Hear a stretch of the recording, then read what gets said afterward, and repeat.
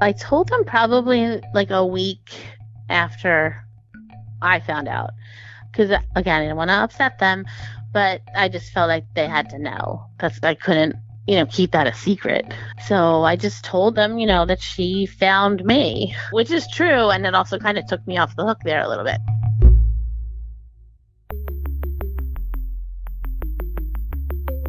Who am I? Who am I? Who am I? Who am I? Who am I? Who am I? Who am I? This is Who Am I, Really? A podcast about adoptees that have located and connected with their biological family members. I'm Damon Davis, and you're about to meet Elisa, who lives outside of Philadelphia. She shares her story of the DNA test she completed to learn more about her heritage that surprisingly linked her to her birth mother. The woman was lifelong friends with Elisa's birth father's family, but the man never knew that Elisa existed until her birth mother helped connect them at her own home. Elisa's birth mother has met her adoptive parents, which filled an unrecognized void in her parents' lives. This is Elisa's journey. Elisa was adopted at birth. Her parents picked her up from the hospital. She said she's always known she was adopted, and her parents read her the book The Chosen Child to try to normalize adoption for her. But more impactful than the book were the real-life adoptees around her. She had a childhood friend who was also an adoptee, and her aunt adopted a child when Elisa was young, so adoption was part of their extended family too. So I have two younger brothers who are biological to my adopted parents. There's actually a little bit of an interesting story there because my mom couldn't get pregnant. And so, they tried for 7 years and then they adopted me. And my mother's, so I was born in March. My mother's mother died in May. And then her father died in August. That was very traumatic and a lot of upheaval for her. But, a lot like the best thing that happened and the worst thing that happened in the same year. So in the middle of all this, she stopped getting her period and she, talked to her doctor and he said, "Oh, it's just stress. It's stress. Don't worry about it." And then my mom's stomach was getting really big and hard. And my dad told her that he was worried about her and they should go to the doctor. And she went and found out she was 7 months pregnant with my brother. Oh my gosh. Yeah. Oh my gosh. So for 7 years, they couldn't get pregnant. And Right. then in the midst of tragedy, sort of loss, she gets pregnant and they just don't suspect it because it's been 7 years since they even started trying. That's unreal. Right. And the doctor kind of explained it away, which, kind of made sense. And she was very petite. And so she didn't really show for a long time. So That's really crazy. Wow. yeah, so we're 11 months apart. Gotcha. my brother. So is it And then just my the one? Oh, you had more than one. Go ahead. Yeah, and I have another brother. He was another surprise a couple of years later.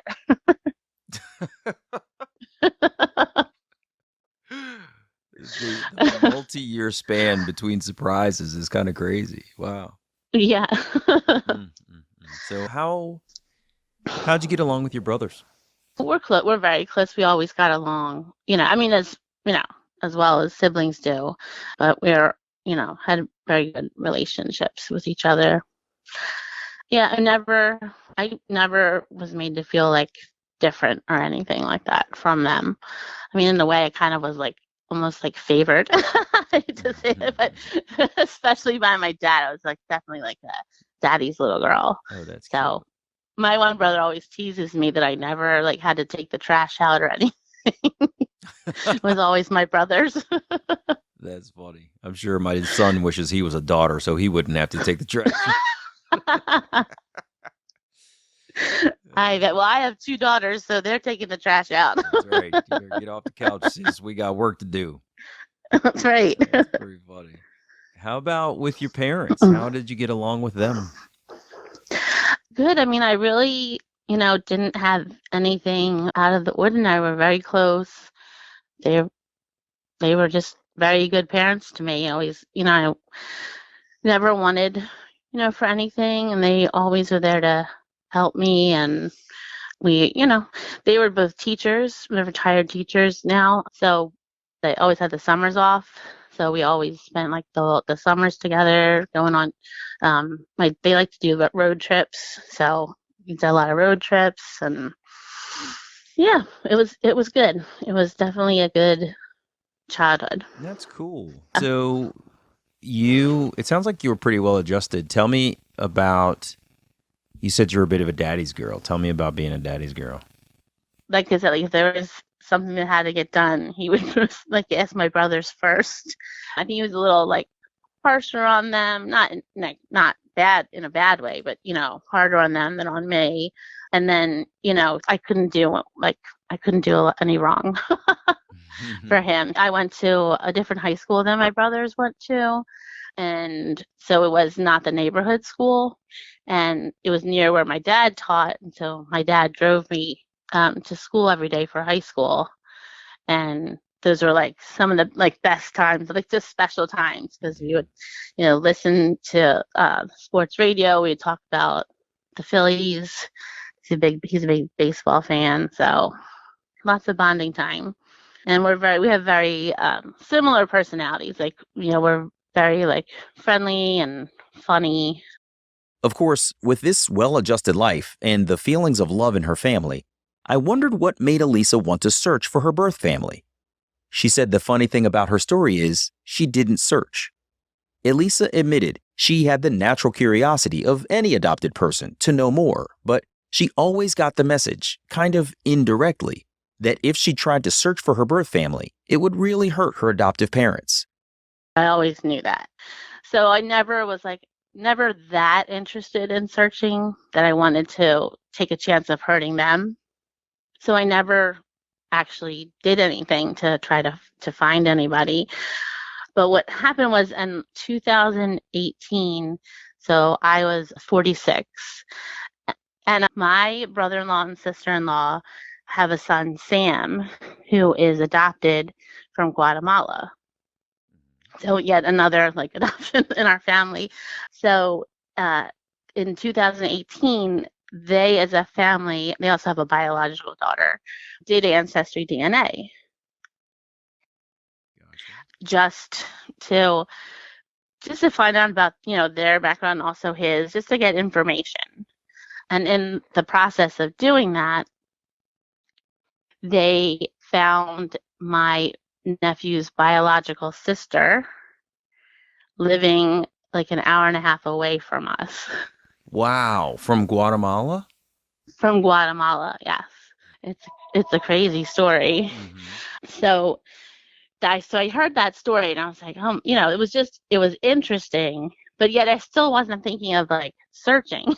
Right. But I was like, I've always been curious about my heritage because, I was raised Jewish, and I was very like involved in my synagogue, in religious school, and going to services like, every Sabbath. So, but I always heard from people like, you don't look Jewish, because I have like blonde hair and green eyes. So I was like, oh, I'm kind of curious. So I wound up like later that year, like for December of 2018, as like a Hanukkah present to myself, I bought an Ancestry DNA kit, and I did it. And it came back and I found results. I'm like mostly Western European, like England, Ireland, like from that area. So I was like, oh, okay, that's interesting. I found that in like, I guess I got results in January of 2019. And then in February, like on a Saturday night, we're sitting there watching a movie, and I just like checked my phone, looked at my emails, and I have this email message from Ancestry DNA, and it was from this woman, and it said, "What is your birthday? You came up as a match on Ancestry. I did give a baby for adoption." What? Yes. And I kind of like almost dropped the phone. Just it I don't know. I expected that. Yeah, Even, right. like, even though I knew that my nephew had found his, sister, and I knew, like, I'm like, maybe somebody will pop up and maybe it'll be like a cousin or something, Right. for some reason, I never thought about either my biological mother or father being on there. Not to mention them reaching out to you and saying, "Hey, found you." Like, what? Right. Yo, that is wild. Wow. It, yes. So you're I reading was this in shock. message. Yeah. So you're reading this message, you almost drop the phone. What do you where do you even go from that? What do you say to a message like that in Ancestry? I well, I sat on it for a day because I really didn't know. Like, that's a good question. How do you respond to that? And I just didn't know. Like, I was like, what do I do? Because that kind of, I knew if I responded that to kind of opened everything up, and I wasn't really ready for that or, prepared for that. So I waited for a day, and then I was like, well, I guess I have to respond in some way. So I just wrote back what my birthday is because that's what she asked for. And then she replied and, was just like very excited. And that's the day I had the baby I gave up. And, where do we go from here? And where do you live? What do you look like? And I was just like, ooh, whoa, that was just a lot for me. Was it a lot in that something was started that you didn't initiate, or was it a lot in that like a large volume of unexpected emotions is happening? Like, tell me, what do you mean when you say it was a lot? Hmm. It's kind of both, that there's just a lot of emotions involved that I wasn't kind of ready for, and then also that it yeah, like that it kind of started and it was out of my control in a way, like, and I was trying to figure out, like, how can I grab onto some control here, because it just threw me for such a loop. I It can was just imagine. so, Yeah. yeah. I almost liken it to, as I'm sort of imagining in my mind, if you were standing outside and all of a sudden you hear like the starting pistol of a race and you realize, holy crap, I'm in this race? Like, you know what I mean? Like, just you weren't Yes. even expecting something to happen. You were not planning to run this race today. And now suddenly the starting gun is gone and this thing is happening, and it just sounds like it took off out of nowhere. Wow. It really did. Oh my gosh. So she confirmed for you that the date Hmm. you gave was the date she gave birth. But it sounds Hmm. like you're going pretty slow in terms of sharing information, and she says, where do we go from here? So where did you go from there?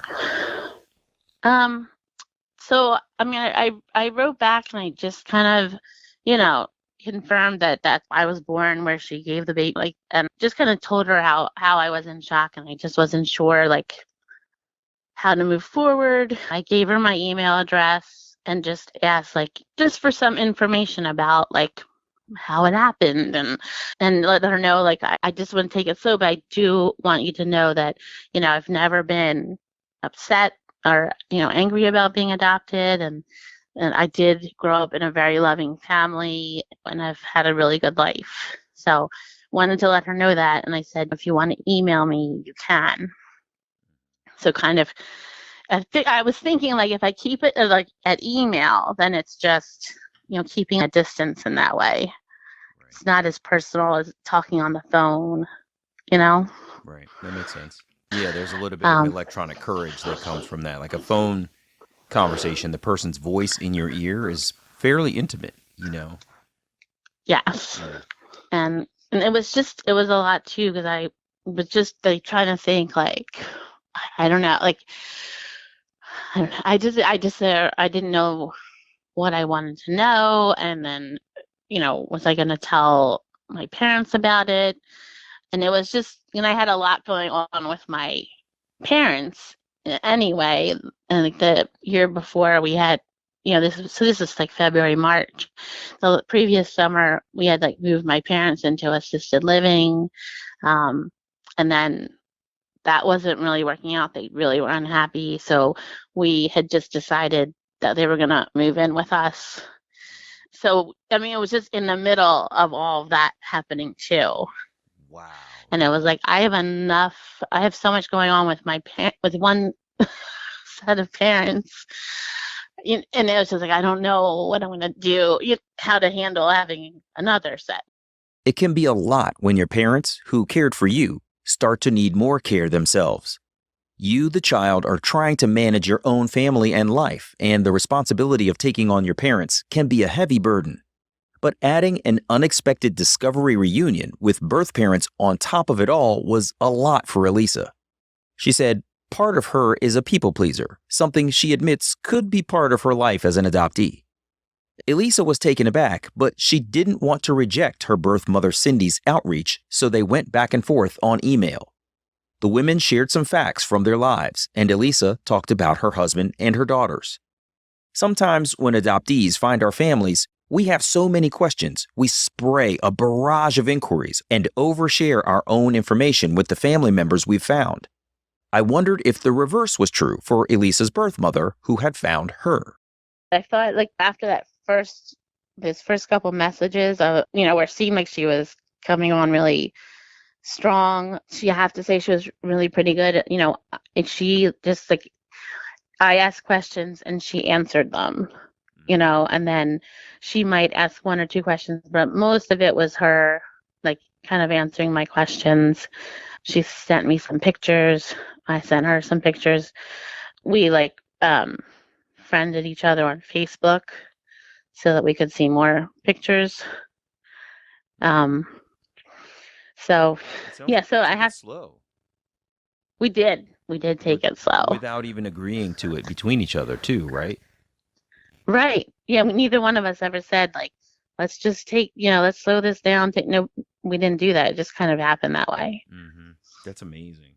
That's really fortunate. Yeah. Because without actually saying it, one of you could have jumped off the cliff, right? And just overshared and, just run the other person over and scared them off, frankly.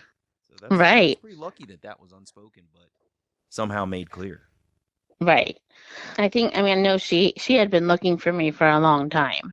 Elisa shared her new connection with her birth mother, Cindy, with her husband, thinking about how she wanted to meet the woman face to face. Elisa works as a school psychologist, so just like the teachers, she's off in the summertime. She told Cindy that after she moved into her new house and moved her parents in and got them settled, she wanted to go to Ohio to meet her. They planned a weekend meeting for the summer of 2019. So we were supposed to go in July, and then the morning that we were going to leave, my daughter woke up with the worst stomach bug she's ever had. It was like 3:00 in the morning. And then actually my husband and I both got sick. So I had to text her and say like, we're not coming because we were sick. And I just felt so bad. And then I was like, I wonder if she like really believes me because it was just so weird. The timing of it. Yeah. And what of all excuses, right? Right. Oh, we're sick. Oh, really? You're sick? Really? Yeah. Yeah, it's too convenient. Yeah. Right? Yeah. Exactly. What did she say? She was fine with it. She was like, I understand, just feel better. So we wound up rescheduling it for September.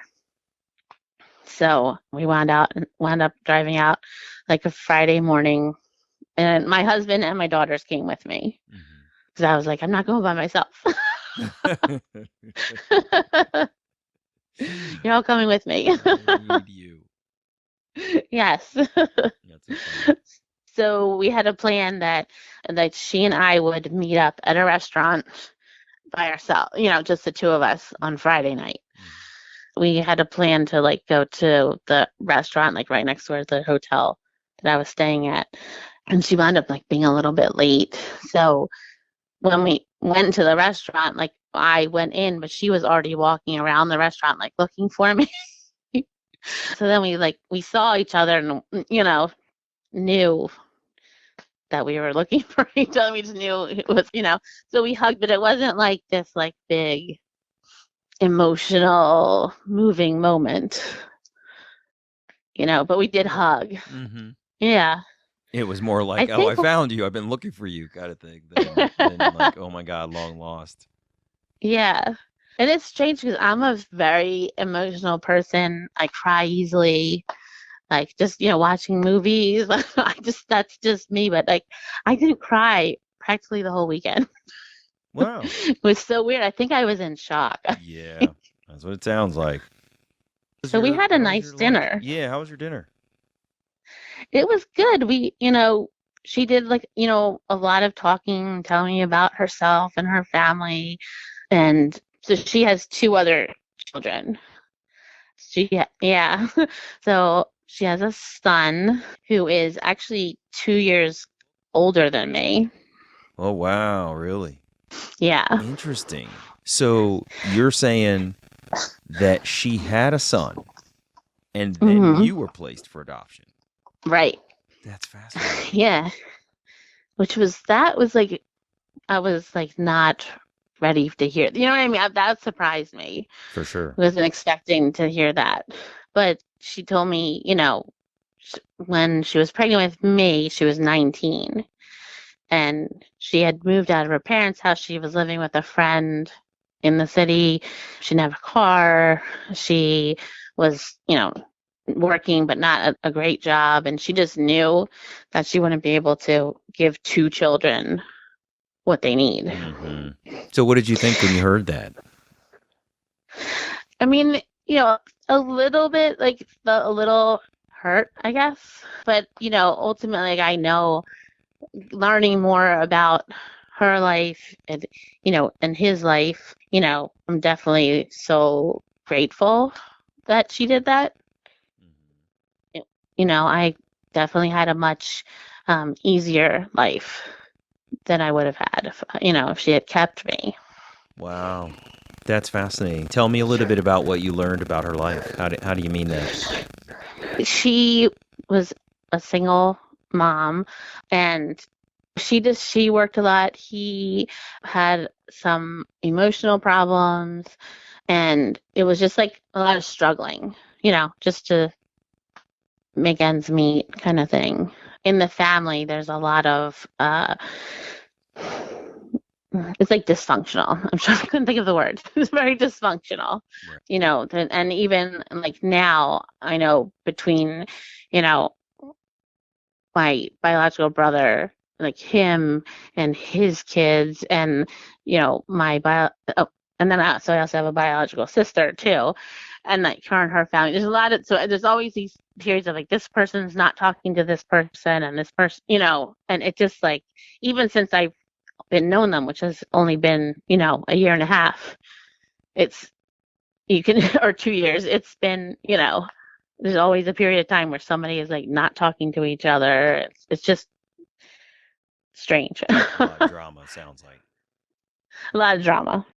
So, we finished dinner and then she said, "Oh, I'll give you a ride back to the hotel." Which was really like I could have just walked, but she was like, "Oh, she didn't." I could tell like she didn't want this to end, which is fine. It was still early. So she drove me over to the hotel and like stopped in the like drop off area, but then we wound up staying in the car for like I don't know two more hours. Wow. Yeah. So she was just telling me stories about my brother and my sister and their kids and telling me about her job. So she just was like doing like a lot of talking, which is okay because I like to listen. So I didn't know what to do. I was like, do I, do I try to like to end this or do I let her keep going? And we were sitting in the car. And I always think now, I'm like, why didn't I just say, let's go sit in the lobby? Like, I don't know. We just Right, stayed in right. her. So it was nice. She's very nice. She's kind of quiet, laid back, but, very sweet person. That's all. Yeah. Really cool. So how did you end it? You've sat in the car now for 2 hours. I mean, how do I know. you end a adoption reunion from the front seat of the vehicle? I know, it's so awkward. I think like it was probably like almost 12 o'clock. So I was like, okay, well, I'm really tired. I want to go to sleep, so we just kind of talked about what we were going to do the next day, and we hugged each other, and that was it for that night. The next day, Elisa, her birth mom, and her half-sister and her sons met at the Science Center in Columbus. Elisa said it was good to have an activity to engage in instead of just sitting around and talking. Elisa's sister shared a lot about herself in that first meeting, more open than Elisa felt like she might have been.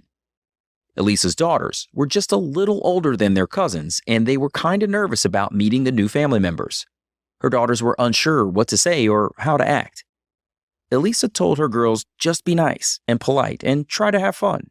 Being at the Science Center gave everyone something else to focus on, some distractions. I wondered if Elisa looked like her maternal family. She said no, and Elisa admitted she was disappointed that they didn't look more alike when she saw pictures of Cindy. In their first conversation, Elisa asked if Cindy knew who her birth father was. So much was going on for Elisa that she wasn't really interested in connecting with the man. She just wanted to know who he was. She wrote back to me and she was like, I'm kind of embarrassed. I'm not exactly sure who it is. It's between two different men. So I was like, okay, So she gave me their names, and she told me they weren't on Facebook. Well, actually, one of them is deceased. So they weren't on Facebook. Their wives are, and she's friends with their wives on Facebook. So, and I was like, oh, this is a very close community. It just seems a little strange to me, but I was like, okay. But I think it was like they kind of grew up together. So that's how they all kind of knew each other and stayed in touch just on Facebook, I see. So she gave me the names of their wives. So I looked on Facebook and I couldn't really tell totally by looking, So I did a little like detective work. So I was like, on Ancestry DNA, I have so many cousins. Like there are just so many cousin matches on my account. I would never be able to go through all of them. It's it's crazy. Yeah. So I was looking for like the closest ones, like a first cousin, that wasn't related to my mother, and there was one who was not related to her. So I took that name, I went onto Facebook, and I saw that cousin was friends with the one guy's wife. And so I was able to figure out who it was just through that way. Oh, interesting. Huh. Yeah. So you triangulated him by the relationships that he had. Yeah. So I told her, I said, I think I figured out who it is.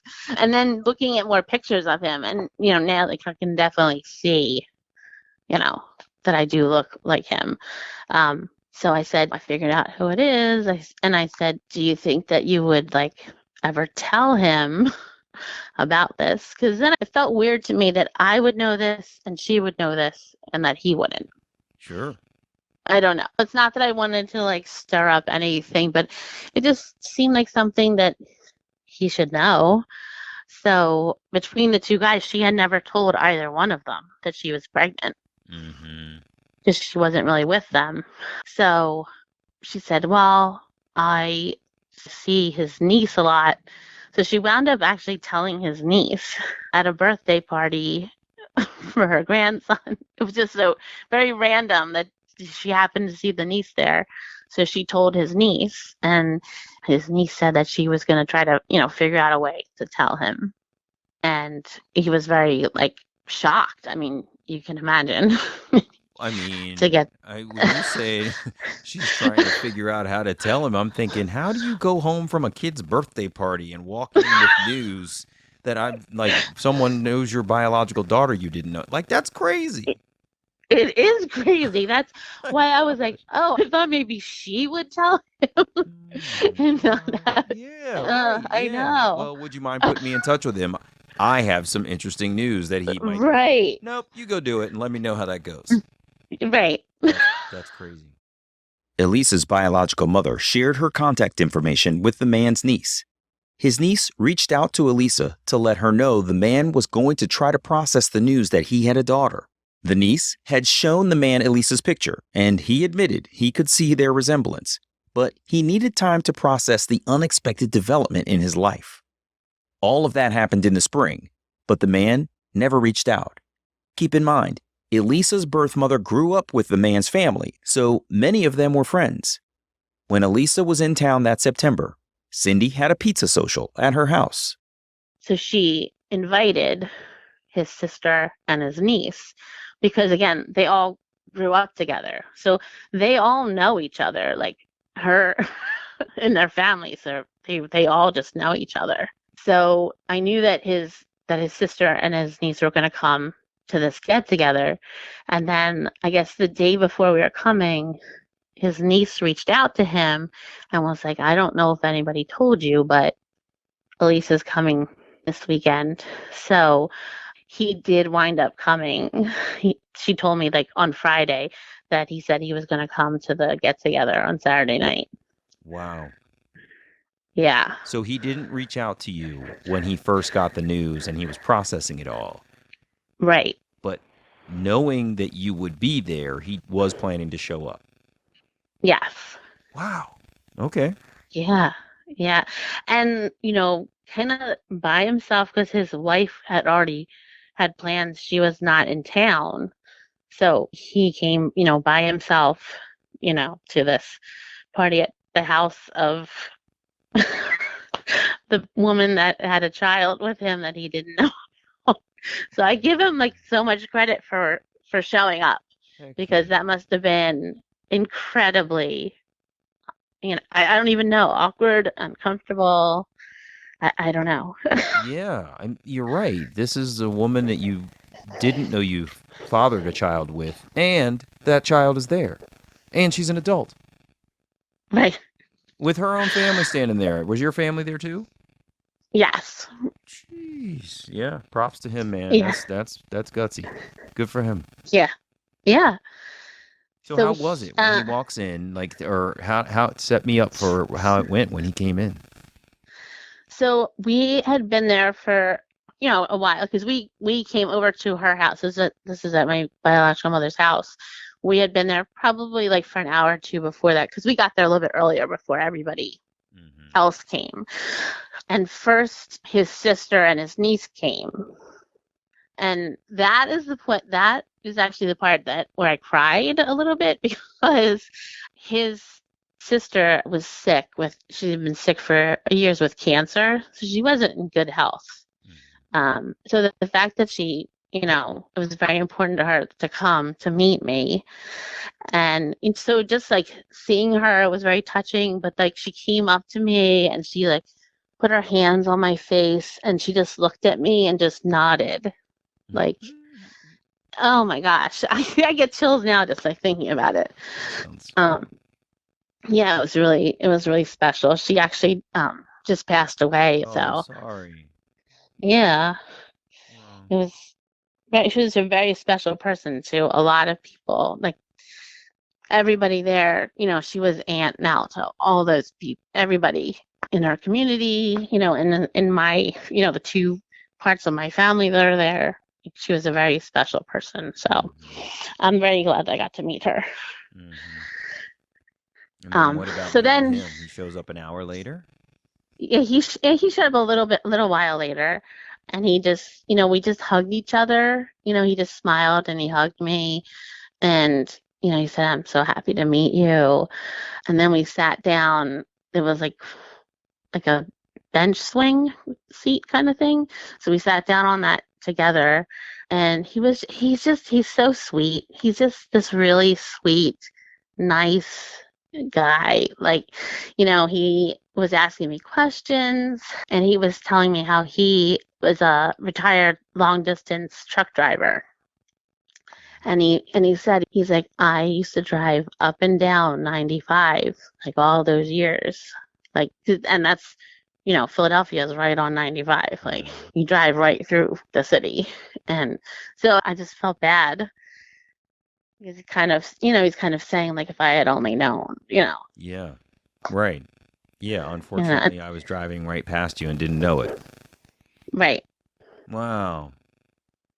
Yeah. That is really, really nice. It's funny how people think back to what could have been, and there's that. It doesn't sound like he's necessarily saying regret, but just like I wish I had known, and I would have done this part differently. You know what I mean? Yeah, exactly. Wow. And not like angry, just kind of wished, he hadn't missed out on it, I guess. Because he never had any children of his own. Really? Other than me. Mm-hmm. Oh, wow. That must have felt really special when you learned that, huh? Yes. Yeah. It was a really nice night. Because I met him. I also met my biological brother and his wife. And then he has 3 kids. And they all have kids. So I met a lot of people. Yeah. But thinking back on your biological father, I'm thinking about the fact that he walked into this party Mm-hmm. to this woman who he hasn't been with in years, didn't know he had a child, and you're the only child he ever knew. It's not like he walked in with the confidence of like, if this doesn't work out, I'm just going back to my own kids. There were no other kids. It was you and nobody else. That's really fascinating. Yeah. Elisa said things are good these days. She only texts with Cindy. They don't actually talk on the phone. Elisa called Cindy's home on that first Christmas Eve to wish everyone a Merry Christmas, and they spoke by phone that day. But since then, it's only been texting between them. Cindy doesn't call. And I tried calling her again, and she didn't return the call. So I don't know that she's comfortable on the phone. Yeah.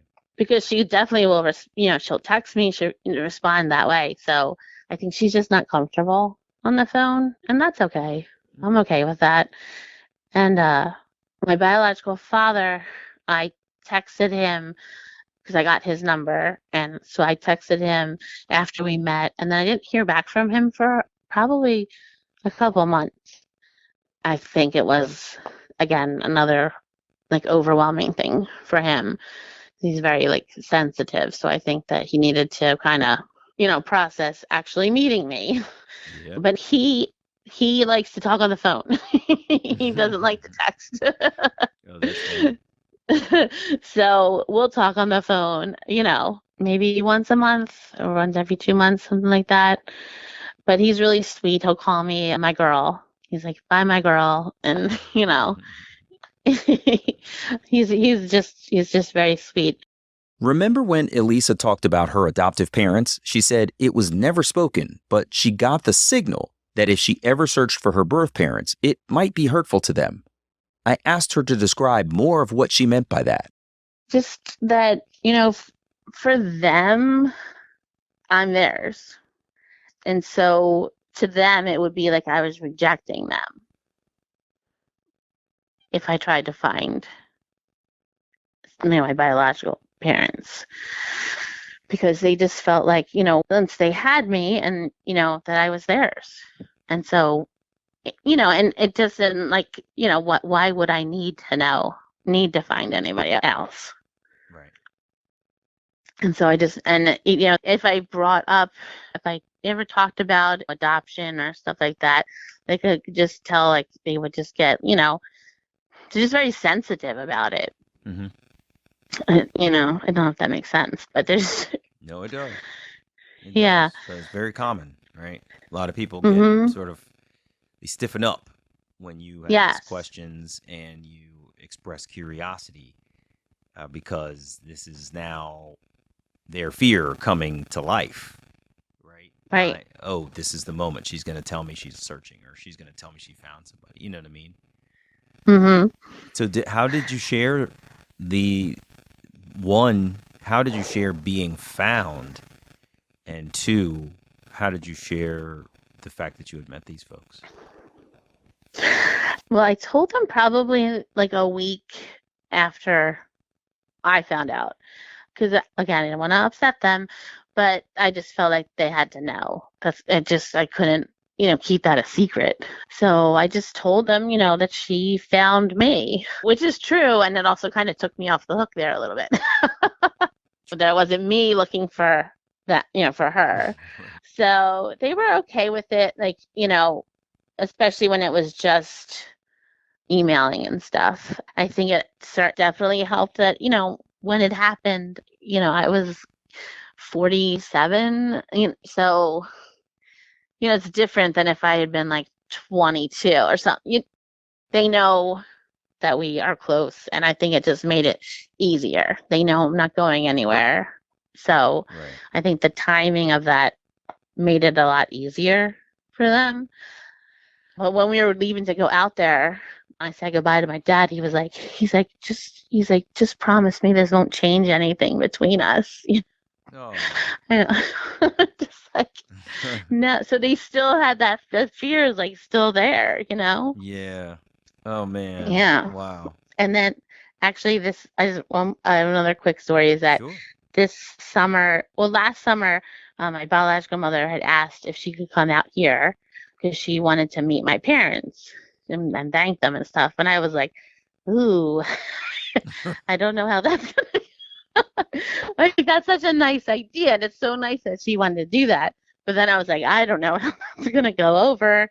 But that was 2020, so it was like not gonna happen last year. Well, this summer she, asked about it again.